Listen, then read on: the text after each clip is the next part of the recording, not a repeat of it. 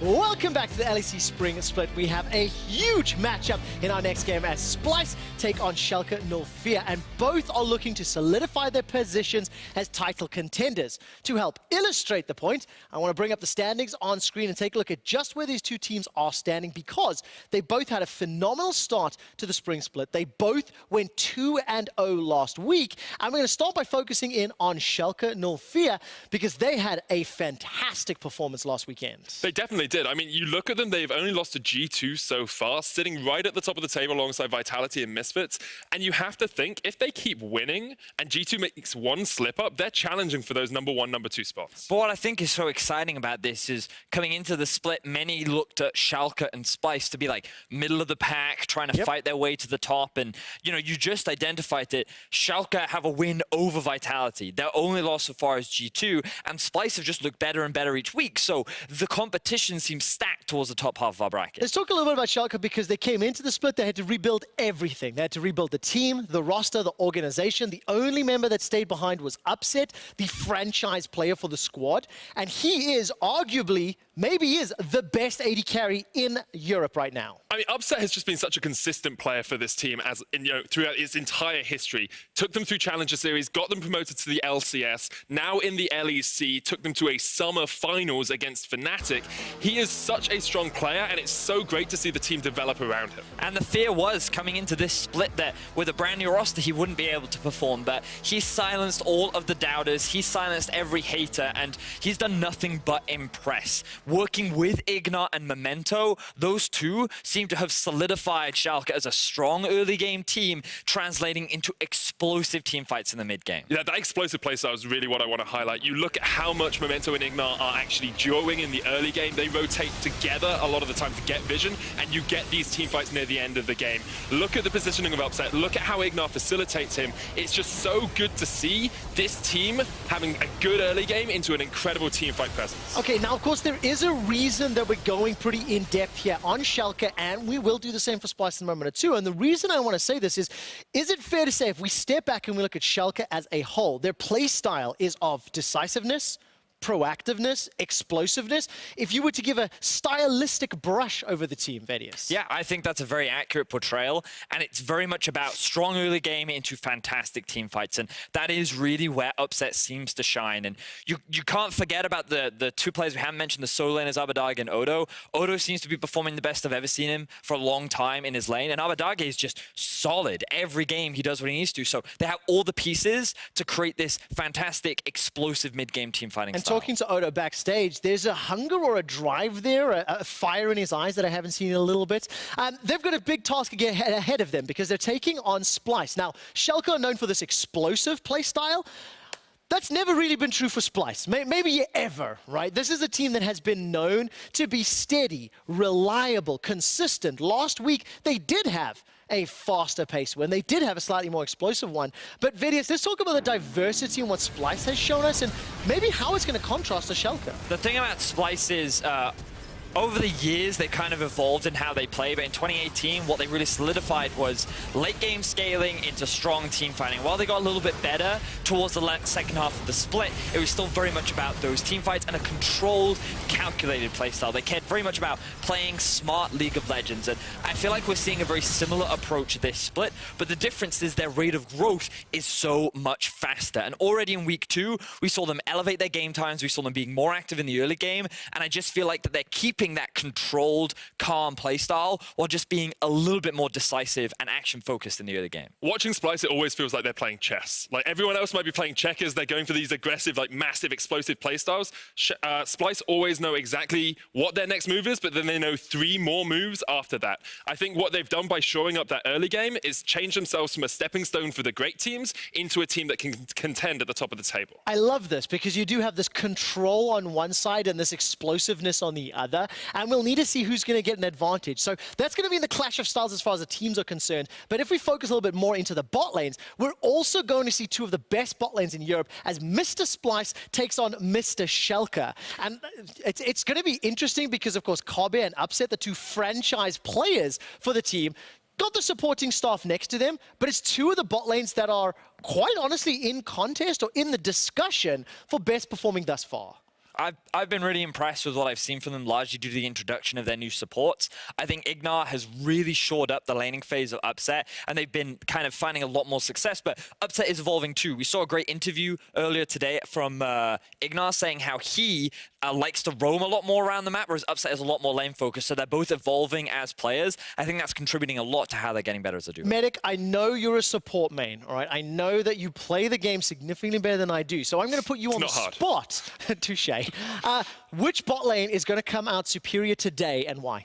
I think you have to go with the Schalke bot lane. Like Upset and Ignar in their game against Fnatic last week really showed me some strong laning phase mechanics and just strong laning phase play alongside having those good team fights. Splyce, on the other hand, their laning phase isn't about winning by killing their opponents. They're much more about just winning by getting small advantages, and I don't think that's going to work against Upset and Ignar. The teams are almost ready, so I need a final prediction on which team is going to win. Controlled Splyce or Explosive Schalke, Vedius? I think Schalke's going to take this win, largely because StatsBot didn't predict it, but also because not exactly good analysis, but it does make for good entertainment. But I also think that just pound for pound, Schalke seem to have showcased stronger laning phase and stronger team fighting. And I think that the biggest determining factor will be between Memento and Xerxes as to who will be able to get the win in this game. Same question. I think you have to go for Schalke as well. I think the jungle point is very important. Memento so strong in the early game in the way he teams up with Ignar. And I worry for Splyce, if they go for a scaling composition, they're going to get blown away in the early game. Well, the question is whether or not Splyce can handle Schalke's explosive power. If they can, that's how Splyce can take this game. My analysts think Schalke is going to take it, and Splyce and Schalke are those two new top-of-the-table teams. They're looking to make a statement win tonight. Let's see who pulls it off. Thank you very much, Quick Shot, but I'm not sure if I get what the analysts think. StatsBot definitely reigning out supreme. So in my eyes, pretty 50-50 who's going to come out on top. Frostgren, they talked about every part of the map. They've given us a breakdown of what to expect, how it's going to go. What are you most interested in? I'm most interested in the vision, actually, which is always going to be the boring answer. It was funny. I like the wards. Okay, I like the all right. wards. A bit of a mix-up. Okay. It was funny when we sat down for our stats breakout and we're like kind of going over the numbers, figuring out, you know, what cool stats can we talk about. I was like, check me the vision stats on. I was like, how many people do they kill? You're like, I'm not interested. How many wards do they kill?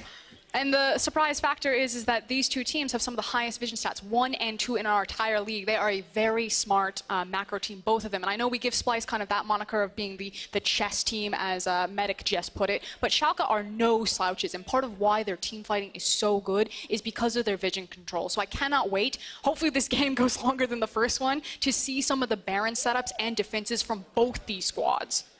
I'm ready to find out. And it's good that you point that out, too, because I think the chess team always feels apt for Splyce, and we heard from Duke that that's kind of what they're going for. They want to be the smart macro team. And it's something that all European teams, I think, used to shoot for in the past, maybe outside of the Unicorns of Love. Now it feels like it's a lot more split between the teams that want to play the perfect, clean, macro style and the teams that want to push to their individual mechanical limits. Teams like G2 where they say, you know, we're just going to try to out-click you, out-micro you, rather than out-macro you. And we're going to see what kind of team Schalke wants to be today, because they've shown us a little bit of both. They've out-macroed, they've definitely out-microed. It's going to be interesting to see which form shows up against Splyce. What I love is the bridge of Schalke's power, the fact that you have, you know, the Ignar Memento buddy system where these support and jungler really love to roam together and how they impact the map. And then it feels like, okay, it's team fight time. It's time for Odo and Abadage to take over. Odo's so good at finding these flanks. Abadage, a big Lissandra player, so good at initiating. And then it sets it up for this guy on your screen, Upset, where all he needs to do is just be that fantastic mechanical ADC. Probably the best team fighting ADC that I think I've ever seen. I watch a lot of ADCs in the LPL. I've always been so impressed with Upset's positioning and how he min-maxes his damages in those team fights. I like that you're coming in here with the best ever. I feel like we've done a good job of converting you to the EU welcome. You've seen the light. A lot of 80 carries, and Upset is the real deal. I think watching him in team fights is probably one of the most entertaining things. And that's really scary for Splyce, because in the past, their big rock was the man in the bottom lane, was Kobbe. Was this guy that you could rely on in these late game fights, and now we get to see, are Splyce going to be that good late game team fighting team? Or are they just going to have to use better scaling champions to reign supreme? If they even want to play for that late game, will we see the early game Splyce? We are moments away from pick and ban, though, and now we get to see what the priority is going to be. I feel like we have to see a Lissandra ban here. Abadage is just too good at it. What's strange, too, is there's so much priority given to Abadage early on into the draft, and I'm really curious if that means that they're hiding his champion pool or that he has a limited champion pool. I'm emphasizing more on the idea that they're hiding it simply because I've heard great things about Abadage and Humanoid. People seem to be really behind how explosive and hyped these guys are coming in as rookie mid laners, so he doesn't get the Lissandra this time around. It's time to show something else. Cannot wait to find out. Keep you guys updated. We have had the Lissandra, Akali, and now also a Lucian banned on the side of SK. Opposite side, it is going to be the Cassio and the Karthus. And I'm ready to see what the first pick is going to be. Urgot will be the final ban as we take you through the pick and ban phase. I'll keep you guys verbally updated. It's your job. Yeah. So this is great because you guys are at home and I could be like, they picked no, Graphic, you're going to ruin this for me because I could just say that they picked Teemo. They picked Aatrox. No surprise. Surprise, surprise. And giving it to Humanoid is cool because this guy has been such a force to be reckoned with when he is on this Aatrox pick, and I feel like that ultimate just unleashes him to play even more aggressive. And for me, Humanoid is really the X factor for Splyce. You know, we don't know what the ceiling of this guy is. We hear that he's very confident, maybe even borderline onto the cockiness, so he's not afraid to step forward. We've seen him grab picks like the Aatrox before, have incredible games, and so he's the guy who I want Splyce to really put their resource into. We know that Kabe is a very solid laner. Give it to Humanoid, let him be that next thing that takes them to the top of the contenders. I'm ready to see already upsets. Ezreal locked in, though, so we've got two very strong individual picks for the respective players. What is the final pick going to be here in the first rotation from Schalke? Something that did manage to slip through the ban phase, I don't think it's going to be the pickup here, is Ignar's Thresh. His most played champion so far. I think it's been only banned away from him once, and I think he then turned towards the Morgana. Works very well with his roam style, and also a lot of that safety that him and Upset like to have in the lane phase. And now Ryze locked in, though, and this excites me because I think I want to see where exactly this is going to go. Odoamne's been playing a lot more of these carries in the top lane. Maybe we do see a Ryze go up there, but Abadage in the mid lane, I was excited to see how he would fill the shoes of Nukeduck, and being a great Lissandra player and a great Ryze player is an easy way to fill those shoes. And it also does very similar things as the Lissandra. You know, it's able to clear out the wave very safely, has so much roam potential with the ultimate, and then can be such a force in those late game team fights, especially how we play around Baron. So I hope that the Ryze goes into Abadage's hands because I think it fits right in his play style. And I actually love the sheer amount of comfort picks coming in. Now, the Ryze I want to see in Abadage I haven't seen as much of, but the Braum coming in for Norskeren. Last year, we're like, easy win. Norskeren on Braum, going to be good. Xerxes on the Sejuani as well, a tank jungler, very much fits his style. And I want to see if Schalke follows suit and just continue to go for these more comfortable picks. The Olaf, though, I personally, I always have mixed feelings because this champion looks so good when it looks good, and when it doesn't do anything in the early game, it looks so useless. Well, when you see all of the CC coming out of simply two picks of Splyce, the Sejuani and the Braum, it's a really easy grab to look towards the Olaf because it doesn't mean anything more. That zone control that you have with those two picks, Memento doesn't care, and he also has so much pressure then on his lanes, particularly the bottom one. Again, in the LPL, anytime you see Olaf locked in, we're camping bot, boys. And that, honestly, if you want to camp for upsets Ezreal, I'd call that a good decision. The Bane and the Kai'Sa now banned, so they do not want to get outscaled here. They do not want to deal with some of these excellent duelists. There's that Thresh. And the Thresh. I love how specifically targeted this draft phase feels. So often it just feels like generic meta power. And there is definitely some meta power in here, but it also just feels like every player is getting these comfort picks or the other team is denying them away so cleanly. The Jace taken off the board here was hovered earlier in the champion select. Odo, one of the big guys that pulled out the Kennen, so not afraid to go for more of these range-style champions, so I feel like the Jace is specifically targeted at him. What is the option going to be now on the side of Schalke? They're taking away the Thresh. Definitely an amazing pick in the hands of Ignar. We saw how well Upset and Ignar played together against Reckless in lane. I mean, the safe option is to grab your support here, so you can still hold that Ryze as a flex pick and confuse people, or you just double down and grab another flex. Gragas seems to do that just fine. Gragas, I think we might see go into the support role in the hands of Ignar. Can go in a lot of different places, though. Obviously, one of those champions, this kit is just so universally good in a wide variety of situations. Now, though, taking time here on the opposite side. What are Splyce going to opt to go for? And I'm just curious.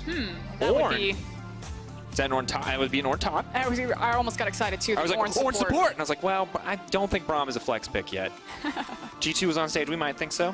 So Ornn has had some changes. He's been showing up globally, mostly in the support position. His items and his passive are just a bit easier to use. They actually have more bang for their buck. Feels a lot nicer to have an Ornn there. Ooh, and the Varus rounding out the composition. Picking to win the lane, not picking to scale. Obviously can be an incredible team fighter if you get that Rage Blade stacked up, but not a champion we see nearly as much of. Feels much more about just getting that push down early. But the thing is that with this composition that Splyce have assembled, this isn't a comp that's about high mobility and making those chess moves across the map, you know, beating your opponents to a lane and having a pressure advantage. This is a full team fight composition. You got the Oranhorn, you got the Sejuani ultimate, you have the Braum, you have the Varus. This is them trying to go toe-to-toe with Schalke and saying, okay, you're a great team fighting team. We've now drafted to match you there. But talking about the Schalke draft then, if we are looking at Splyce to have all the components they need to pull off these incredible team fights, what are we looking for on the opposite side for Schalke? Are they also looking for it? I mean, they have the LeBlanc now, they have the Rise. Are we looking at the Schalke 1-3-1 to combat the Splyce team fight? That feels like a big mix-up. I don't think you have to go for the 1-3-1. It's going to be an option pending if Schalke's Rise and LeBlanc really get off and have that springboard and the advantage in the lane assignments. But I look at that composition, I'm like, Ezreal, LeBlanc, Gragas, Olaf. If they walk up to a tower, you're just going to get blown up off of it. The poke damage, the threat of the cast is massive from Schalke. If this composition gets ahead, it is so easy to siege with. And snowballing has been the name of the game. Even on 9.2, we saw in our first game that once a team gets a lead, very easy to close it. So the Baron nerfs maybe not working quite as well as expected. We will find out, though. One game, not enough of a sample size to be sure. So we get ready for our second game here. I like the fact that the Rise got flexed up into the top side. It feels like when you're looking across from the Ornn, he's like, okay, this lane phase, Ornn's just going to sit in there and farm. It's a free farm lane for me, so I can get a pass to get to that late game scaling Rise. Does mean that you lose a little bit of your utility in terms of flexing towards the side lanes by using your ultimate, but we'll see if Odo gets involved with his teleport. And Odo on carry is something we did not get to see a lot on Splyce last split. Odo versus Vizicachi. Feels like very much. We saw Splyce earlier today talking a little smack about the former top laner for their own team. We'll see if they can back it up today. Frosker and the fans are ready. Are you ready? Splyce, Schalke. Feels like alongside Team Vitality, these are the two teams that are competing for that third place position in the LEC. So sitting at the big kids table of who's going to be an actual contender this split. In this game, of course, big difference maker, going toe-to-toe with an opponent you expect to face in that playoffs race, even this early, given the strength of the relative strength of the teams. Pretty significant.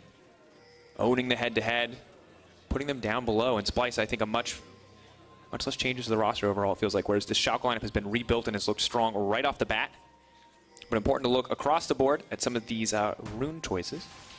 Yeah, just taking note that it's 2 spellbooks on the side of Splyce. Pretty standard, an option that Braum can also move into, and of course Ornn usually takes the spellbook, but we'll see how this impacts some of the teleport plays. So a play that Splyce really like to run from their playbook is that if the bot lane is ever going sideways, they'll be one of the first teams to pull the trigger and TP or make the play topside to force a tower and take Rift Herald control. When you have spellbook on Norscaron and then Kabe with the Varus also with TP, watch for that option around the 11 to 15 minute mark from Splyce. And of course, no spellbook in the hands of Ignar, and no TP in the hands of Upset, so not an option to follow on the side of Schalke. We're going to see how they combat that option if it comes to it. Memento will get the leashless start. Olaf, of course, incredible individual clear speed, whereas Sejuani will get a small leash here from the bottom lane, willing to give up a little bit on the level 1 and allow Schalke to push forward.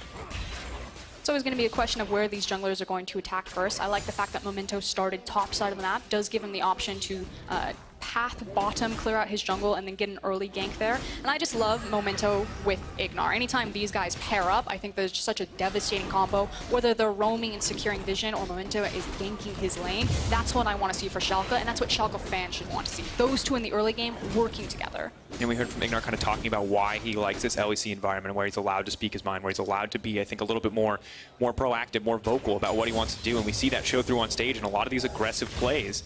Level 2's coming from the bot lane. This is where we kind of expect to start to see Varus pushing back a little bit into this Ezreal. But Upset doing a good job of mitigating that so far. Yeah, and Norscaron versus Ignar, both huge playmaking supports on massive playmaking champions. Of course, I feel like the edge is given to Norscaron, that he has the Braum into both Gragas and Ezreal. Does have a little bit of outplay potential, or really dissuades Ezreal picks because of how his Unbreakable can interact a lot with that skill shots, either the ultimate as well as the Mystic shot. So a lot of responsibility on Norscaron because he can really take the wind out of Schalke's sails with this composition. Absolutely can, but now as we check in on the map, Frosco, we can see top side of the map, Xerxes ready and pretty well set up to gank top lane. Luckily, there's a bit of vision to stop it, but Memento has snuck his way into the bottom side here. Clears the top side. Remember what I said about Olaf. It's really easy for him to gank bottom because of the line that you can take in, and you just walk out with the axe. Chunk him once with the belly bop from Gragas, huge damage. Body slam flash, but they do not have the level advantage here. How many more creeps is the question before they get that level 3? They're going to step forward, upset, maybe revealing their hand. Here comes the Predator, copy now in trouble. The flash forward, the body slam, an instant flash out. Excellent pullback here. North Karen blocks any follow-up, and they deny the gank immediately. Do sacrifice Copy's flash, though. And it feels like both teams will feel pretty good about that initial gank. Copy's like, yes, I blew my flash, but they used 2 summoners as opposed to my 1, where Schalke are like, yes, he blew his flash, let's do it again. Now we have to wait to see that repeat. Creative pathing coming in. Xerxes will get spotted out. Odo immediately knows it's time to go. He says, hey, long time no see. We used to play together. Good use of the zombie ward. And we've talked to so many top laners about this before, but being safe on red side top lane feels nearly impossible. And Odoamne not respecting the repeat gank. He's already blown his flash. It looks like he might just go down here in an instant 3 stacks forward. That's to stun up. The aftershock damage comes in. Odoamne goes down. First blood.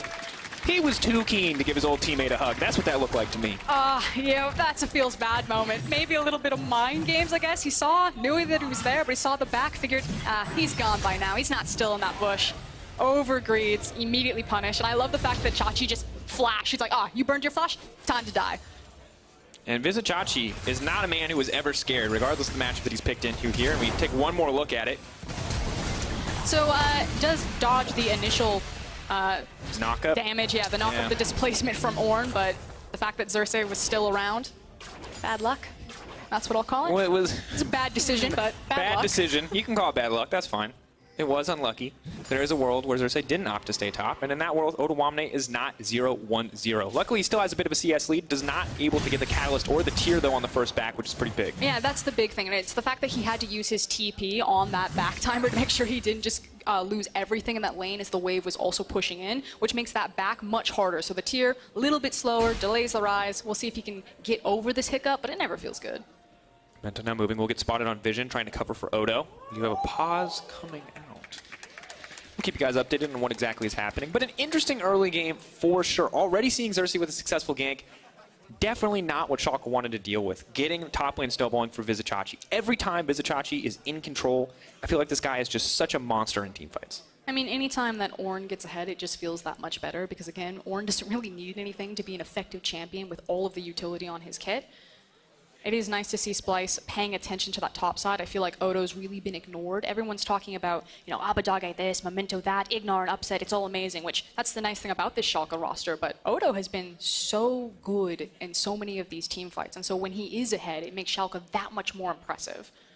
And Rise, of course, it's not the cannon, right? It's not this AP cannon. It's not this huge, big one-moment flank to turn the fight. It has that incredible scaling for the late game, but putting it behind early on just feels like it can be a death sentence for a lot of these early to mid-game skirmishes. And we did talk about how I felt that the Rise work really well in Abadage's hands because it fits with a lot of the tools that he's showcased on that Lissandra, but in Odo's hands, I still love it because Odo's still been such a master at flanking, and Rise still gives your team so many opportunities to do that, and that's what I'm so impressed with Schalke.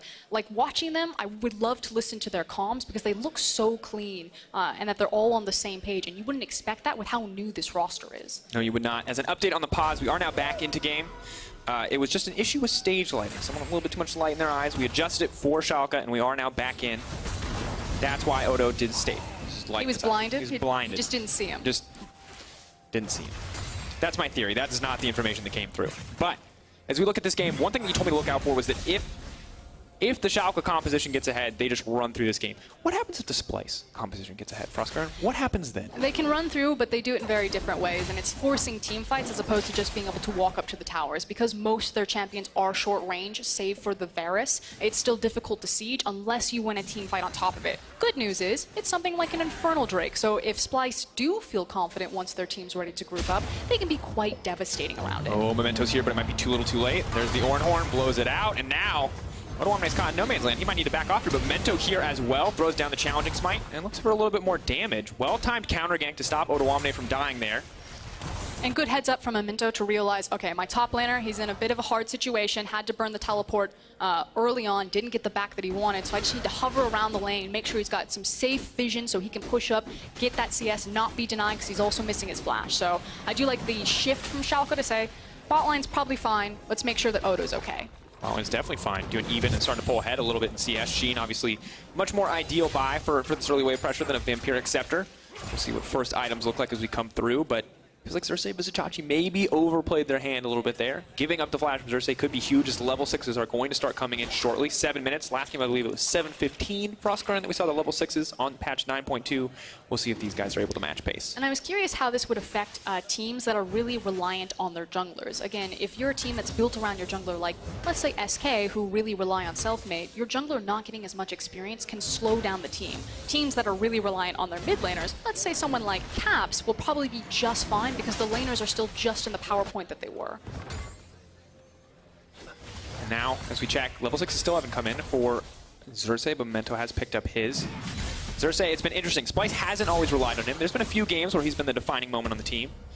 But other times where it's been the macro plays and the double TP play option that Splyce have used to get ahead. Now that option not quite available as Northscaran does currently have the heal and ignite courtesy of the spellbook. But maybe we see them shift for that if they manage to get any other leads. With that heal and the ignite, it just incentivizes Xerxes to pay attention to the bottom lane. He now has his ultimate backup and available for him. He could slip in behind this and then just try to force the play, knowing that they have the summoner advantage. Eyes on Copy to fire his ultimate out. There's a ward in the bush, though. They're going to see Xerxes coming in. They know they've been spotted out. They could look for the rinse and repeat, though. Waiting around worked really well for Xerxes last time. That's all I'm going to say. They also just want to make sure that if they are just shoving in this lane, that they find a good window to do it, where they don't just trade the Infernal Drake for free. That is going to be important. Xerxes now trying to cover the mid lane, though. Frostgarden, this LeBlanc, kind of having a field day against Aatrox. I feel like it's pretty hard to land the Dark and Blade against such a mobile champion. A bit of CC, though, would definitely stop that in its tracks. Abadage remaining, though, at full health as Aatrox kind of just desperate to heal something back. Probably still feeling really good that he's got his jungler underneath him. Maybe Xerxes pulls his own Yankos over that wall. Fly in, deny a play. Now I've got a pause on the opposite side. Looks like it's coming from Kabi. Maybe he also needs the stage lights adjusted. Some mood lighting. Mood lighting. Yeah, he's chilling. He's chilling in the bot lane. Item check-in, Frostgarden, as we're in a pause. So visualize with me, people. I don't have a graphic for you, but I can verbally describe it. We can draw one. I can hand draw on the screen. I don't think we should do that, though. But it feels like Vizicachi's in that ideal comfort point. Yes, he's losing in CS, but he's also so close to the Abyssal Mask that Odoamne doesn't seem like he has a lot of kill pressure at this point. This man still has not been able to back, still has not started a tier. About 9 minutes into the game, definitely not ideal for Ryze. It's going to take a long time for that to stack up. Yeah, but again, it's this idea that it's Ornn versus Ryze. I think from Schalke's perspective, they were thinking, okay, it's just going to be back and forth with the wave, a little bit of tug of war, and then we're just going to scale up for free. I'm sure Splyce probably in that similar boat. It's Ryze versus Horn. We'll just sit up there, get the ganks, because we have hard CC between Sejuani and myself. Maybe we kill him. Otherwise, see you at the team fights, guys. And I like the Ignite from Vizicachi. Was it? Yeah, it was SOAS, the Ignite TP. I remember a few last split. It's a good time. You lead to some Ornn solo kills. What's interesting is, this is a pretty old school point, but Ornn taking the Ignite. Some teams, they feel that Ornn can take the Ignite and it makes his dive that much more punishing. Again, when you pair him with the jungler like Sejuani, the burst damage is still there in the early levels, and then you have the Ignite on top to compensate for the damage. Globally, in LCK and LPL, Ornn would often take the Ignite from the spellbook to dissuade dives, because it's that scary to dive in Ornn because of how much CC he has next to his tower, and then he also has the Ignite and his ability to trade 1-for-1. So it's kind of a double bang for your buck on that summoner, offensive and defensive options. And if I know my man Vizicachi, he's looking at the dive option. He's looking at the how do we kill this guy in lane. Because very often that's what he's all about. But now, back into game. Ooh, see a little bit of aggression in the mid lane. Nice use of the Darkened Blade. Oh, he's going to have to use the ultimate, but stunned up under tower. How many LeBlancs are we going to see die like this? How many times are people going to go for the all-in when Sejuani's hanging around the mid lane? Oof. All right, as an update on the pause, guys, Splyce paused the game. They encountered a known minor bug within the game, and after consulting with the team, league officials have determined to play on. Odoamne has determined it's time to back. Fun fact, he might actually be able to get some items and gain a little bit more relevancy in this lane. And Infernal Drake going to drop in favor of Splyce. Generally, things are going well for this team. And the go button here is the fact that they know that LeBlanc doesn't have the TP, so they think that they have the numbers advantage. Deep flash, and he's gonna get it! He takes it away. No mercy here. Now coming in, Upset's off to the side. Copy's definitely trying to hold on for dear life, but Upset has more than enough damage to close it out in a second.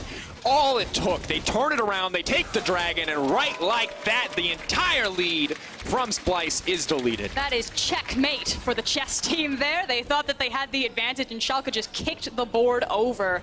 Again, it was calculated like, okay, we forced LeBlanc back. He doesn't have the TP. It's probably fine to approach this dragon. We feel secure in our vision, but Olaf walks over, and even if Olaf didn't steal it, you had the Ezreal ult incoming. The dash out. Moving forward, locking him down. Ignar, not sure if they want to stick on that one. The double chains. Abadage. Not gonna hit him anymore. Okay. All right, he has the flash. Knows Humanoid has the flash too. Doesn't want to commit anymore. Yeah, it doesn't have vision of where Xerxes is. So again, a lot of the respect. And again, I don't blame Splyce for this decision here. They thought they could get it. Unfortunately, didn't smite correctly. That's just a feel bad moment. As then Upset just walks down Kabe. That is a big oopsie, I think, from the side of Splyce. Not respecting what is an incredibly powerful early game champion, Olaf. He just got to walk into that pit, take it away, and walk right back out. And the issue is, and I know that I complimented Splyce and Schalke's vision beforehand, but Splyce simply didn't have deep enough vision to secure that against these types of champions, the likes of the Olaf with Predator, the likes of the Ezreal, their ability to quickly collapse onto you once you're in the pit. If they maybe had some of that vision line pushed into the offensive jungle, it might have been a little bit better. Definitely could have been the case. For now, Memento will pick up that blue buff, or at least hopefully donate it over to his mid laner. We'll see how alpha Memento feels like he is. Does he need to give that one away? It's been pinged. He's walking over. It was pinged a lot, though. I feel like you steal a dragon, you earn a buff. Like, you gave LeBlanc the Infernal Drake, you should just take the blue buff. Fine, be a team player. The repeatable poke damage, though, that LeBlanc can put out now that she has a blue buff is obviously going to be a huge help. These are some mind games happening here. Well, for now. Now, and interestingly He wins the day. He wins the day. He got it. Taking it away. Still going to hit him, though. Odoamne may still playing with a lot of respect here, trying to throw it back in the tier, and just not having the catalyst yet does make it a little bit awkward in some of those trades. Oh. And this went from like, ooh, Ryze might have kill pressure, and after that first play, it's like watching two tanks fight again. Just weird, bizarre tanks. In this case, a Rune Man. It can get a little bit scarier, though, now that Memento's here, so waiting for that ward to clear out so he can slip in. Now they're waiting for Chachi to... the Snap Ignite, because he wants to back and TP in. They were waiting for Chachi to look for the knock-up, and now that they decided he's not going to do it since the wave is pushing him, Memento's like, see ya. I like the Ignite. That just feels... It's an alpha move right there. Abadage. One piece of CC is all it's going to take. Chilling Smite does go down. Predator here to turn the play. So he's just going to make it out in time. Now backing off, though. You're just not going to get much else. Cersei's still sitting on ultimate, and really he's just looking for a place to use it. And if it's in a counter gank in the mid lane or in that bottom lane, feels like it should be bot. And if you're in the audience, you can hear the players on stage shouting. They're clearly ready to make a play. They're communicating intensely, but you can tell when the game is so even, like this 600 gold lead, only really a dragon, no towers broken yet, that both teams are very aware that a single mistake could open this game wide up. And it feels like a bit of a tug of war. I do want to point out the fact that Kabe just used his TP. So we talked about that Splyce play that they like to have in their playbook where, okay, let's break this game open. The dragon is down, we can play around the top side. Not going to be an option for them. And I feel like it's a direct response that it's a double Infernal possibly, so they don't want to give up control over the bot lane with that Drake spawning in 1 minute. And if Ezreal's going to go for the double tier build, double Infernal is terrifying, so you definitely have to respect that choice. Abadage, though, in the LeBlanc just continues to be obnoxious, completely unafraid, even with Xerxes there with ultimate available. So well played so far. Massive CS discrepancy, Roscoe. 99 to 136 now. And it's not just the CS discrepancy, it's the fact that Abadage is absorbing so much pressure and attention from Xerxes. It feels like Sejuani's just been sitting around that lane, waiting for this LeBlanc to overstep, and that's, you know, more time taken away from Xerxes to impact these other lanes, whether that be top or bot. And I think when we look at it, this game is very slow, very close, and both teams appear to be playing very patient. If we compare that to the SK game, it was much more explosive early on with a sudden turn from G2, and this feels very different. It feels like two very controlled teams. I think both teams aware of what this game means. Because once again, these are two teams trying to fight to make it to the top of the standings, and now Ignar trying to just knock him out. It looks like he tried to start the R, but the animation did not finish on the World Ender, and he just got deleted. Just absolutely dunked, and unfortunately it's a communication issue because losing track of Ignar, 9 times out of 10 when the support backs, he's going to walk towards the mid lane because he wants to place wards there anyway. A, Splyce don't have any vision, so there was no safety, and then B, wasn't aware that Ignar was back in his base and would probably be around the mid lane. Oh, Abadage, he just keeps getting stunned. Xerxes got this man's number, he's just not sure which one is the real one. Is going to back off, but Abadage, you need to respect that turret, my friend. Memento, is this the turn? Are they going to be able to take this one?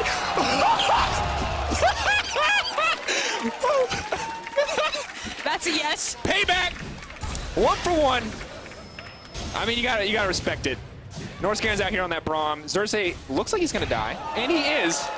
And in an instant, Frost Current, we talked about snowballing. You called for action. I called for action. And I thought I called for the snow. Can we get the snowball graphic? Because I called for this saying that this was a very close, even game. But we saw a couple kills, and immediately we're right there. Look at the gold difference. We are right on point for the snowball meta. The question is this game going to follow the same pattern as every other game, where we see this incredible early game lead built by one team, and they just absolutely bring it home? There have been very few teams that have been able to come back from a gold deficit. And it's funny, too, because, again, looking at the 9.2, you got the changes to Baron, you got the changes to towers, the changes to the jungle. It feels like Riot's doing everything in their power to slow down the game a little bit, and the pro player's like, nah, pedal to the metal, let's go.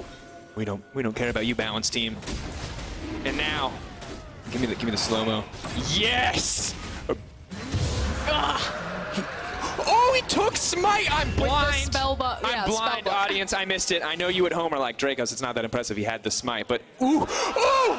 Oh, he told me he wouldn't dab anymore, but he's still out here disrespecting. Norscarin, man, what a hero to the Splyce fans right there. And that's embarrassing. Getting out-smoked by a support. Didn't get to use the TP play, but finds the Infernal Drake. Huge win. Huge win for the team. And as mentioned, still very good for their team. A lot of people who can put that to good use. The Aatrox and the Varus most notably, and denying it from Schalke. I want a triple smite Baron. Can't get it now, but I wanted it. It might happen. It might happen. Varus, once he gets that Rage Blade, does shred through a Baron pretty quick. Triple smite makes it that much easier. Abadage, though, he knows he's winning this lane. The tower is down once again. Schalke's still very much in control. The Infernal, sadly, functioning more like a consolation prize than anything else at this stage of the game. And now we get to see how they exert dominance over the jungle. You talked about vision being so important for this team, both of these teams, and Schalke with the lane pressure here just feels like they get to set up so much more. And the question is what did they attack next? And it should be the Rift Herald. You can see that the vision's already set up from Splyce around it, but at some point, Schalke are going to start moving up into that area, clearing it out, and playing for kind of that next tower, which starts with Rift Herald. Oh, and Rift Herald, you can see Olaf moving to the top side as predicted. For now, though, Splyce very aware of that, doing what they can to control the vision. Sadly, Control Ward is going to take a little bit away, as well as the Scuttle Crab fading. Meaning that they are all but blind if Memento wants to go for the solo. And I want to point out, everyone knows that Upset is a great Ezreal player, but why Ezreal is also so important for Schalke is because of how much Ignar roams around with Memento, as hold that thought. Warren trying to turn this fight, suddenly realizes there are 3 people in his lane, wants to get the kill back onto Bizachachi, he's going to flash back into the tower, but just immediately deleted, does not even get a chance to find the knockup. I was going to say it allows Upset to just sit in a lane by himself, but Ignar actually returned back to it. I thought before we were going into the replay that Ignar was going to roam up with Memento, and it was going to be a party in the top side. It was definitely a party in the top side. Not the party that Bizachachi wanted. And you feel like he had hopes to turn that moment around. Frostgren, you told me in the draft, you said if the Schalke team gets ahead, they're just going to kill anyone who stands under a tower. So far, so good. And now I'm wondering what Splyce do to fire back. They're going to get a tower, but it's the 1-for-1 trade on the side of Schalke. The Splyce way would be to split up the map and start trading towers. It's not necessarily what their comp wants to do, but it's what Splyce love to do. Abadage, definitely feeling comfortable splitting people up. Leaping towards any champion, regardless of how much CC they have, fearlessly. Humanoid maybe hoping to get a solid trade in his favor. At least one little crit there. It feels like with all this attention to the side lanes, though, that we've missed the window for the Rift Herald, and I feel like that's actually better for Splyce, because they were afraid of Schalke getting that and then getting kind of too bang for your buck on it, because it's a siege composition or a comp that could have such strong siege potential with a Rift Herald. It's still not great, though, that it's around the Baron, but a little bit better. Small wins, small victories.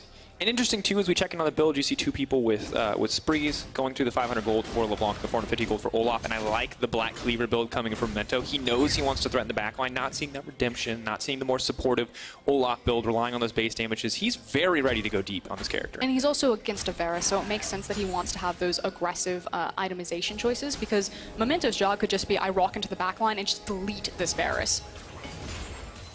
Definitely a terrifying prospect. You are the Vars. You have the Braum to protect all those range projectiles, but you are not going to stop a melee range Olaf. Luckily, Kobbe does have the 2-item spike, though. Big breakpoint for this champion. Should feel pretty comfortable. Sadly, he's now playing against the ticking time bomb that is double-tier Ezreal, which is slowly going to start to stack up. Kobbe has a really tough go at it with this composition. If this does come to a 5v5, just think about the backline threat that they have. The Ezreal with the through damage if Braum doesn't block the ultimate. The fact that Olaf can fly back there, the LeBlanc. Kobbe's got to be on perfect form if he wants to survive and actually maximize his damage output. We talked about it. Oh, hold down that thought. Odoamne is going to back out. Upset now starting to get more aggressive as Vizicachi is going to run for the hills. Throwing Qs left and right. Side of Splyce is going to retreat. But we talked about Mr. Splyce, Mr. Schalke. Upset versus Kobbe. Who's going to come out on top? Upset definitely the player looking like he's playing better at this stage of the game. But we'll see what Kobbe can do as we get into the late game. Always has been that rock for this Splyce lineup. So if anyone's going to play perfectly, it has to be Kobbe. Someone does need to answer to Abadage up here. I mean, I know that you like to talk about this, Dracos, the fact that mages can actually siege towers really effectively. It's so obnoxious. Why even take an 80 carry, some might ask. And by some, I mean me. I ask that when a LeBlanc can kill a tower in 5 hits. But the Ocean Drake will go to Splyce in the meantime, so a Drake for a tower, maybe not the trade that they wanted, but the Ocean... Definitely not the trade that they want. That's a huge trade up for Schalke. If they had gotten it 12 minutes ago, it would have been good. But sadly, Ocean this late in the game, just not super relevant. And Frostgren, 21 minutes in, it feels like I'm just once again waiting for that Baron, that all-important Baron. Schalke have the lead. They've got control over the individual lanes. Look at that vision on the top side. They can see everything. It's now about if they execute on the vision. Since there's no dragon to play around, there is a timer where Schalke can start moving in and playing around the Baron if they want to, but they don't need to with the composition. I think that the onus is much more on Splyce to play around the Baron because their comp wants to be in these tight corridors where they can start laying down the Ornn, the Sejuani ultimate, the Varus ultimate, and things like that. They want to group up, whereas Schalke want to play kind of that hit-and-run style of League of Legends. Well, the Predators now come out from Olaf, so maybe they're feeling a bit more comfortable. Humanoid, though. Hit. Rumble Dash comes out, has to use both just to get out of the tether range, knowing that that could have been a death sentence for him. Seems like both teams just kind of poking, kind of prodding. Almost fencing, like looking for that weakness in the enemy's defense to try to find an opening, to try to find some kind of engage. Maybe the team fight is where Splyce can turn it back. For now, though, much more about fighting for this vision, fighting for these wards. Ignar is very brazen over that ward. I feel like you give Ignar a dash champion, he's just fearless. Oh! Humanoid is going to get that one. Good patience coming through. I feel like if I was the LeBlanc, I would have leapt in to go for the auto. Humanoid takes his time, does manage to take that one away. Upset not going to get the cheeky steal, and missing that ultimate does give a small window, maybe where Schalke's team fighting strength is reduced. So this is the waffling where Splyce need to make a play, and there it is. Locked up, not a whole lot of ways to get out of this one. Wants to dash. Is still LeBlanc, so does just get to double dash out. But the mindset is correct, not necessarily on targeting the LeBlanc with such high mobility, but that we can't just sit here and let LeBlanc win the side lane and let Upset just poke us out in the mid lane or hoover up all of this farm. We need to use some of these hard engage abilities. And that is something that Duke and Kobbe talked about on the analyst desk. You know, there was hesitation or indecisiveness on pulling the trigger, and it's actually costing Splyce really big here in the mid game because they're not maximizing all of the farm in their lanes, and they're falling further and further behind Schalke and kind of passively losing the game. In a difficult spot to be sure. Now Upset has completed the Muramana, so the second tier has begun to charge, and Odoamne just gets more and more comfortable in this lane, has a blue buff for himself, as well as the completed Archangels, and Vizicachi, he's going to be upgrading some other people's items, but outside of that, he is not going to be able to handle this 1v1 for too much longer. And I do want to credit a lot of Schalke's ability to deny vision. So we just saw kind of the big war where Ignar was clearing out brushes, but it's the fact that Splyce have been unable to get any sort of deep vision behind Schalke. On a composition where it's so important that they get the hard engage, you need to make sure that you can get those deep wards to try to find the teleport flanks. Ezreal ulti going to move into the top side of the map. Hoping to stop Humanoid's back as Abadage is on the hunt. I like that coordinated effort from Schalke to try to find a cheeky pick to maybe get them in a position to start Baron. Oh no. Double TP mid lane. Yeah, but Ignar's behind them. I know, I'm ready. The Gragas, feeling frisky. They do not have vision over that wall. Ignar wants it. Wants to go for the play. Here comes Memento. They're starting to retreat. They smell something coming. They still don't know where Ignar is. Yeah, the saving grace was that Memento and Abadage weren't quite in position Kobbe, that's not the push you want. Oh, has to give up the flash. Does manage to make it out with his life, but a flash as far as up against an Olaf is a terrifying prospect. So we've been doing this dance, we've been posturing a little bit, but the dance is going to come to the end. The Infernal Drake is going to spawn, and we're going to have 2 huge monster objectives as well as the mid lane structure objective. Something is going to break here. Splyce are ready for the fight. They are going to take the mid lane. They see the side laners present trying to get those waves pushed, so they're going to take that opportunity to push out and take the tier 1 mid lane tower. Now we see Humanoid moving out, maybe going to clear up a little bit of vision. Chachi tries to forge a new item. And does. Right in front of his opponent. Upgrades the Blade of the Rune King for our boy Kabe. Doesn't have a flash, but has an upgraded Blade of the Rune King. I would take the flash, but you know, beggars can't be choosers. But just as an example of kind of all of the ways that Splyce have been outmaneuvered on the map, it's the CS differences between their solo lanes. Rise and LeBlanc now pretty sizable. And again, it's this idea that Splyce have been trying to attack Schalke. They've been looking for engagements, but it's been a lot of wasted time. And in that wasted time, what are they trading for it? And it is that passive gold of just all those creeps. Odo's just been sitting out in a side lane, completely by himself, just farming it back up. And he died in the early game. We have to remember, it felt like Vizicachi was going to be in a good spot, but Splyce weren't able to capitalize, weren't able to turn it into anything greater in the early game, and now it just feels like death by 1,000 cuts for Splyce. Slowly but surely losing out on the gold, losing out on the scaling for some of these champions. Right, here comes our arena. 8 seconds. Splyce got here first, so have initial vision control. But still, none of those deep wards that they need. Humanoid. Ooh, they're going to spot the 4 members in the bush looking for the trap. Abadage still playing with a lot of confidence here. Unbreakable has now been burned. Means Ignar can't try to find an engage under the back side. Upset does a lot of damage to that tank. Now he's looking for the engage, so they're immediately going to fire out, but Humanoid is already forced to use the ult. The Darkened Blade coming through, but already starting the resurrection. Vizicachi looking for Upset on the backside. He's still going to throw in a lot of damage. Can't find the ups.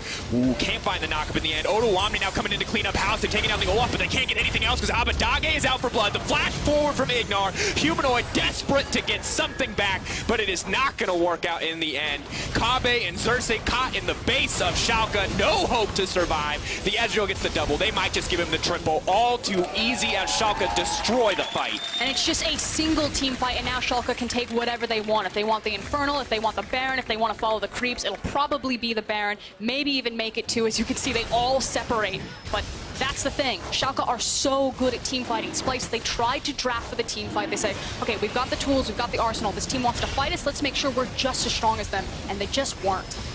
Was not the case. Humanoid just the ultimate forced out immediately, dies immediately, gets the resurrect. That allows him to get something back, but it's just too good. And you can see the desperation to pick off Upset on the backside does not pay off for Vizicachi, and Schalke confident in these plays. And they threw everything initially at Upset. I believe Norse Garen flashes back and tries to get him, and I thought, okay, the Ornald actually finds Upset after the splash, and he also walks blindly into the Aatrox because he's not aware that he's in the brush, but Upset still survives and is continuing to output DPS alongside Abadage the entire time.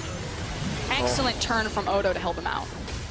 It just misses the second stack of the Darkened Blade there from the Aatrox that could have killed Upset. Would not have turned this fight though, sadly, because Abadage was still so strong, and the tankier members, even Odoamne at this point, a massive damage threat. It feels like once Splyce lose Kabe, once they lose Humanoid, they just don't have anything left in the tank. And a big part of that was the fact that when Splyce finally did get the fight and were forced to look for it over the Infernal, they had already fallen too far behind in the individual items. And it goes back to, for the last, it feels like 10 minutes, Splyce had been fishing for this fight, couldn't find it, lost all of the extra gold in the side lanes, and then ran into an opponent that already had a massive gold lead. And the gold lead just continues to grow. Frostburn, 47.6k to 55.8, double Infernal for the side of Schalke. The Drake RNG working out very much in their favor, and you can see 2,000 gold lead in the mid lane alone, 2,400 rather. And then remember how devastating Schalke's composition can be with Siege. Xerxes, I do like the fact that he's trying to clear out these flanking wards and then just dissuade them from approaching the tower, but Baron being applied in all 3 lanes and just the safety there. You know, how are you going to gank the Rise or the Ezreal or the LeBlanc? Vizicachi desperate to get something here. Odoamne trying to sidestep the flash, still gets hit by the ultimate. Kabe on the way. The ulti not going to connect to the movement suits here and take him out. Odoamne solo killing Vizicachi, and it's Upset over the wall. There's so much damage coming in. North Skyner is running for his life. Is he going to be able to make it down? Upset chasing down Humanoid, locked up. Ulti going to keep him alive for now. Are they going to go even deeper? Ignar ready to go in a moment's notice for the body slam. Here comes the Rise ultimate. No one's going to follow up. Instead, setting their sights on the tower. Schalke breaking into the base of Splyce. Yeah, and everything is falling on them. It's not just in the top lane, it's also in that mid lane. This is going to be a huge swing for Schalke. Breaking 1 inhibitor. It looks like they're set to break 2. The armor and MR change is not going to matter at this point for those inhibitors. Just dropping them instantly from this team composition, and with 1 inhibitor remaining, it feels like it is last dance for Splyce in the fights to come. Salt in the wound there from Ignar. Dash over the wall, baiting him in. buying a bit more time.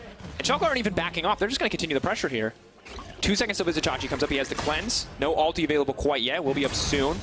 But Abadage just continues to threaten. And this is exactly where this composition wants to play, so they could take it safe, back up, spend the global gold that they've just gotten out of taking all of these objectives, all of these resources, and then come back that much stronger. Or, why not? We've got Baron. Even if we wipe here, it's not going to mean anything. There's no objective for Splyce to take, so let's push our luck, use our comp sieging ability and poke ability, and see what else we can break.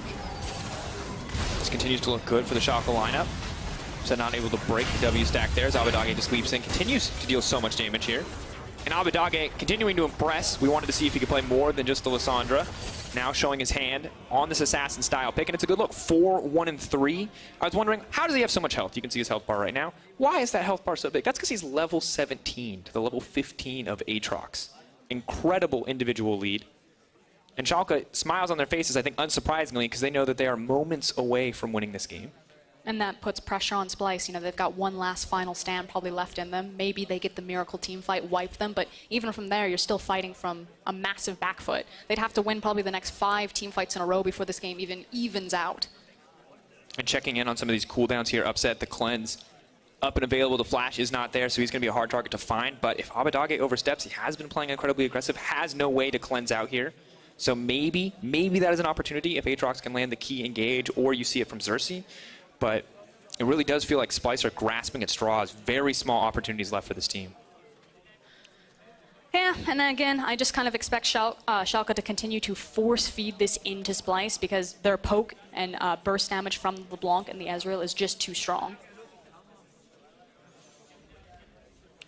All right, as a pause reason, we have reports of lag from Abadage. We are investigating. In the meantime, we can take a look back at, one of the key fights on the top side of the map. But it really just feels like a testament to how strong Schalke are in this game right now as we look back at this one. I was going to say I had to quickly recall which one it was going to be. Odo's just very tanky right now. Obviously, Chachi thinks that he can kill him, but tries to walk him out. He can't. The gold lead's really speaking for itself, and then it allows enough time for the rest of Schalke to rotate over into the fight and then just start cleaning up on the back half. And to pick a fight there, if Splyce lost it, they were going to lose big. And it does feel like a bit of a communication breakdown there. Vizicachi going in, the team not quite in position. You see Humanoid with the desperation trying to land that Darkened Blade onto what is a full health rise. So does seem like it broke down there in the end. And now it's going to cost Splyce dearly as their base has been broken open, as we're looking at what could just be 3 inhibitors taken down. We are going to be playing on. The game is now resuming as we check back in. It's a slow siege. It's a game of protect the super minion. Should be noted that Rise is escorting in the waves up into the top side of the base. So again, trying to split up Splyce so they can't use their all-in engage together. One more out on the tower from Upset. Doesn't want to push forward. They're just taking their time. Another tower dropping. Splyce are going to need to pull the trigger somewhere. They need to pick a target. They need to delete it as quickly as possible. Humanoid has said top. The rest of the team has said bottom, and it's a split call. The engage is going to find Upset, but he immediately cleanse is out, and just in time. And the Essence Shift is going to go in. Abadage now trying to follow up, trying to re-engage. It's a slow, steady clear. They throw the Ezreal right into the Unbreakable, but the inhibitor is the goal in their sights. Slowly trying to chip it down, but now he's locked up. Upset is going to get taken down into this. The chance to turn the fight. Splyce ready now to fire back. Humanoid has to be careful, though. Odoamne still a massive damage threat. The rest of Schalke unafraid. They are not worried about the Ezreal. They have the Rise, they have the LeBlanc, and they're going to continue to pressure forward. And it feels like they want to get this and get out. Odoamne knocked up. Has he overstayed his welcome? Abadage running low on mana. Odoamne now could be in trouble. Humanoid right into the backline now, trying to turn it. He's burning down. He's going to come out of the zone. He's a die immediately. Shutdown is massive. Splyce turning it back. 3 inhibitors down, but they are going to be able to find the fight. Ignar taken out as well. Abadage running for his life, and Splyce managed to take it. I mean, it's the silver lining for Splyce. It means that they live to fight another day, but the nature of this play was always going to be high reward, low risk. And the reason why is that even if Splyce aced Schalke there, there's nothing for them to do. All of the minion waves are again going to crash into their base. They're now dealing with all of these super creeps. The Baron is spawning in 120, and Schalke are just going to say, you're still locked in your base. Yeah, you got a couple of kills, you got a couple of bounties, but we're just going to play around the Baron anyway. And that's kind of the last Hail Mary for Splyce. They need to make sure that they can hold off that buff in time for their inhibs to respawn. We look back at this, and they find Upset once, and again, and he finally is going to drop. Big thing there was the fact that Kabe didn't use his ultimate in the initial engagement with the Ornn ult and the Sejuani ult. Feels like Schalke just didn't pay attention to the cooldown, lost track of the Varus ultimate, and then caught him off guard once the cleanse was down. And Odoamne trying to get cheeky with the Realm Warp. Does not work out for him in the end, and Splyce are able to clean up a few kills, grab a couple shutdowns in progress. But as we check back in on live in the picture-in-picture, you can see Baron, the focus here. Team's already starting to set up Schalke, knowing that if they get this one, they can just pretty much walk it down the respective lanes. And Abadage, level 18, just a predator waiting in the jungle to leap out at anybody who stands in his way. So at this point, Schalke just need to hunker down in this area, clean out all of the vision, and then either just set a trap or turn and burn the Baron with double Infernal and all of the item advantages that they have. And this is a very different look. You look at the damage dealt over the course of the game. Rosk, one, obviously very heavily in the favor of Schalke. No surprises, they are winning quite handily. But you look at how well it's split between the 3 damage threats on this team, and that's a different look. We're not relying on Upset for that late game carry. You don't have the utility mid laner anymore. Just so many damage threats across each one of their respective carries. And it's just much easier for Schalke's composition to output this type of damage because of the nature of their champions. Again, you can just throw out Mystic Shots, start racking up that number, throw out the little Blanc distortions, rack up that number. And Rise being in a side lane this entire game by himself. Fighting an Ornn. Odo continues to do. You're just boosting your stats every time you throw out a combo. 5K and dropping. Really no way for Splyce to interact with this Baron. And with every inhibitor dead, it does feel like the funeral march for Splyce. Schalke will barrel down the respective lanes once they're able to get their resets. Double super minions on the bottom side alongside Odo. I think there's actually a trap possibly being set up. Nope, we're going to pull the plug on that one. It looked like they were waiting for Odo to walk forward and then hide Varus and Braum in that tiny little pixel brush and try to gank him.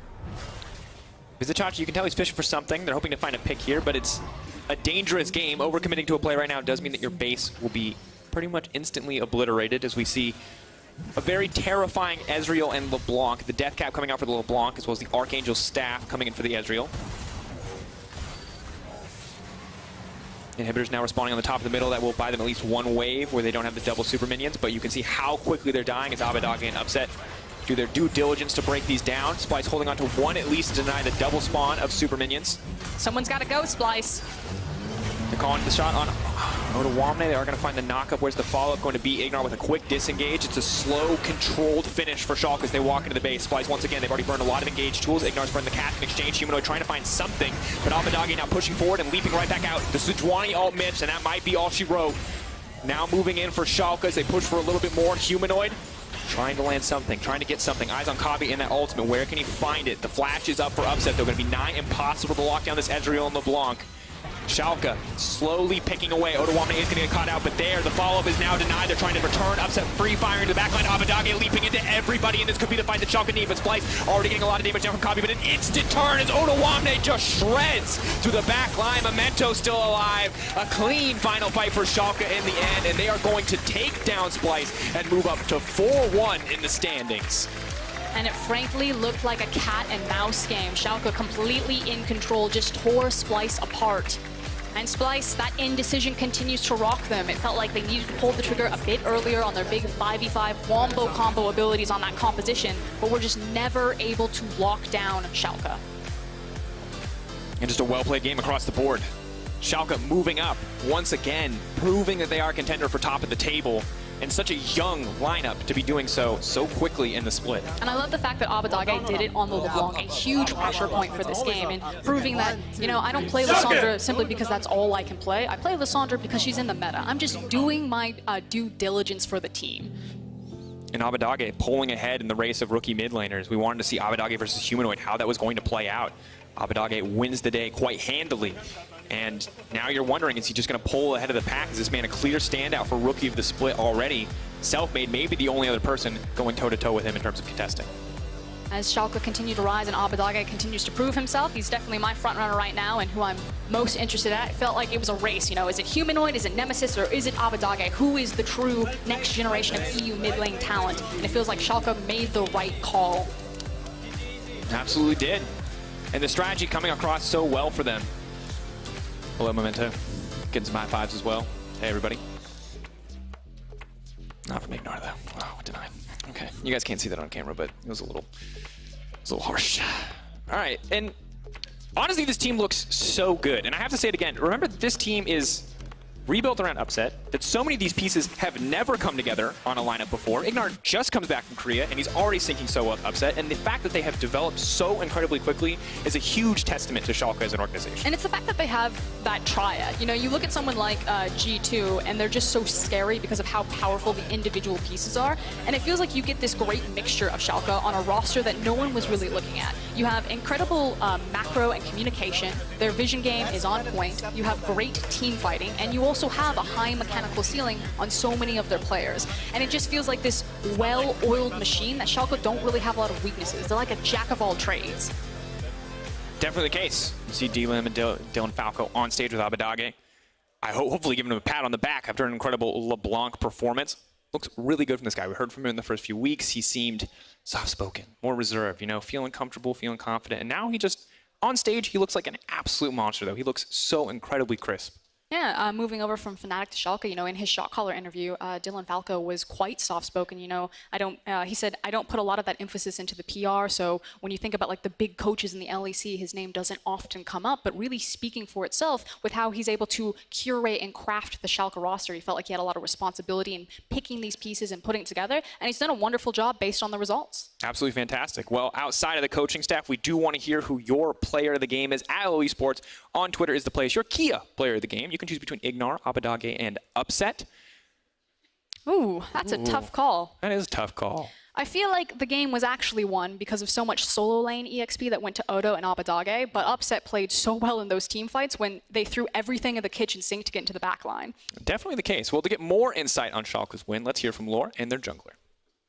Thank you very much, Dracos. 4-1 for Schalke in the standings here. Great showing from you guys. How was it to prepare to play against a team that usually aims for late game in a snowball meta? I mean, I think we're really stable, like in early game. So I'm kind of happy with it. If they don't want to fight us and go to late game, we'll just roll over them like we did this game. How did you prepare to beat Splyce today? I'm not sure, actually. I didn't actually think that much. I think we just focused on ourselves, like what we actually want to do and what we do best. And I think our early game is like really solid. So we just prepared really well through that side, I think. Okay. And they didn't really do that much early game except the gank on top lane. So I felt it wasn't.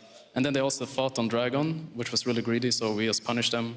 And I just feel like our team is just more calculated and playing really well with each other. And more carefully maybe, and great showing from your mid laner, especially. Yeah, Abadage is Faker. Yeah, and he's Faker. Yeah, he's really good.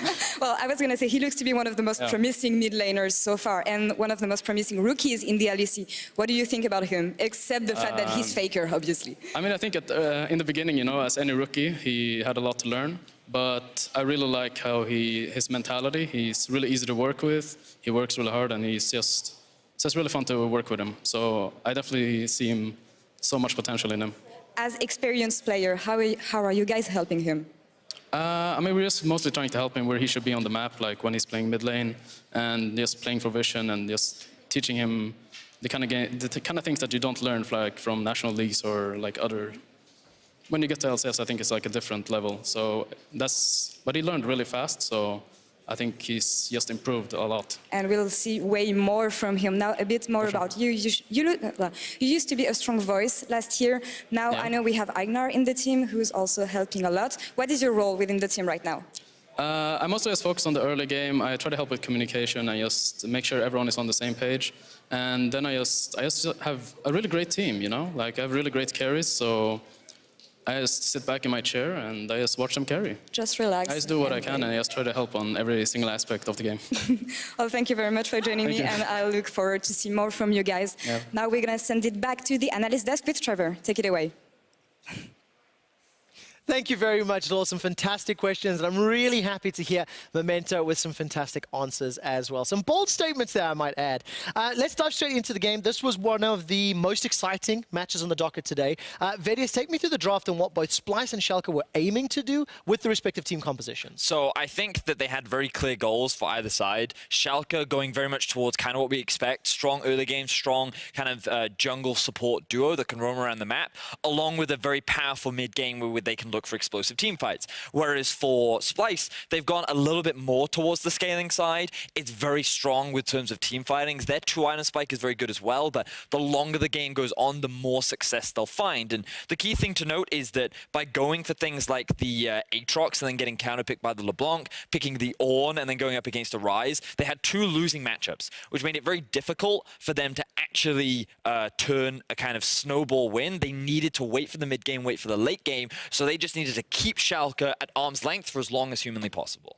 And that's always something that's been incredibly difficult to do. Like, we can see it in what's going to be our first replay coming up here as well. As soon as you try and put Schalke on the back foot, as soon as you force someone like Abbedagge back in lane on the LeBlanc, you actually get Schalke just taking the fight to you a lot of the time. And of course, you've got to give some credit to Splyce. They managed to pick up the first 2 early kills on that scaling comp. And this is the replay you were talking about there, Medic. As it looks like Splyce have started off the Dragon, and Memento comes in first for a cheeky steal, and then a great follow-up of the team fight. And you heard Memento say it in the interview, it was very much a greedy Dragon. The fact that all of Schalke had just gone back to base and were making this collapse happen, Splyce were not in a position to contest. The Ornn wasn't available to join. I believe his ultimate wasn't available either. Sejuani didn't have ulti, and Splyce were not in a position to go for this fight. And the reality is they didn't need to. Remember, their win condition is slow Schalke down. Wait to get to a point where you can then bet a team fight. But by giving those kills away, Schalke are now in a position where they have the lead and can scale better into that mid-game portion where they're so much stronger. And that's the reason Schalke have been so successful throughout the course of this split as well, is they take the advantage in the early game, but then they use that advantage in the mid-game as well. We saw them getting about a 4,000 gold lead and then forcing fights onto Splyce. There's actually a very good fight that they had in the mid lane that really accelerated the game for them. I got so nervous because this fight that we're going to bring on screen, I thought it was turning very badly, but then Abbedagge, the man of the hour, just stepping up in the second half of the fight. Vedius, take us through it. And we heard the casters talking about it. Splyce tried very hard to get on top of Upset. They really wanted to try and kill him as quickly as possible because he's one of the main damage dealers, but there was too much peel in front of him. Vizicachi wasn't involved in the fight, and while the CC was there, the damage wasn't. And this allowed Schalke to then get the re-engage. Their long chick damage, the amount of mobility that they have in their composition as well, allowed them to just kind of split Splyce apart and use their strong mid-game power to shut the team down. And the thing about this is, even if you do kill Upset at the start of the fight, you still have a 2-item Ryze and a 2-item LeBlanc that you have to deal with. Yes, maybe you can catch them out if you kill that Ezreal, but even if you jump all the way onto that line, you use all of your abilities on him, the rest of the team's going to clean up that fight.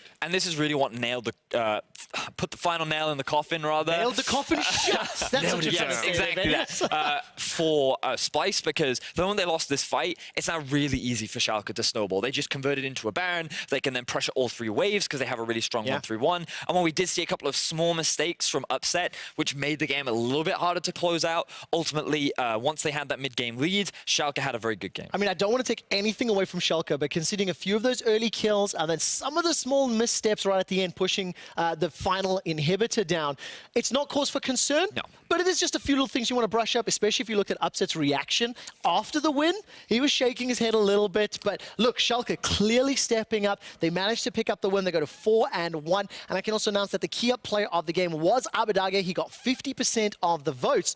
And now we have a question. Schalke a contender for top 2, yes or no? Yes. Well, they are top 2, Trevor. Yeah.